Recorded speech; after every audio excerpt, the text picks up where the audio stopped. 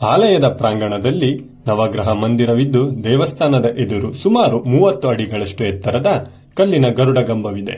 ಈ ಗರುಡಗಂಬದಲ್ಲಿ ಉತ್ತರಕ್ಕೆ ಶಿವಲಿಂಗ, ಪೂರ್ವಕ್ಕೆ ಸುಬ್ರಹ್ಮಣ್ಯ, ದಕ್ಷಿಣಕ್ಕೆ ಬಸವ ಹಾಗೂ ಪಶ್ಚಿಮಕ್ಕೆ ಗಣಪನ ಕೆತ್ತನೆಗಳಿರುವುದು ವಿಶೇಷ. ಆಲಯದ ಪೂರ್ವದಿಂದ ಸುವರ್ಣಮುಖಿ ಹಾಗೂ ಪಶ್ಚಿಮದಿಂದ ವೇದಾವತಿ ನದಿ ಎಂಬ 2 ನದಿಗಳ ಸಂಗಮದಿಂದಲೇ ಈ ಸ್ಥಳಕ್ಕೆ ಸಂಗಮೇಶ್ವರ ಎಂಬ ಹೆಸರು ಬಂದಿದೆ.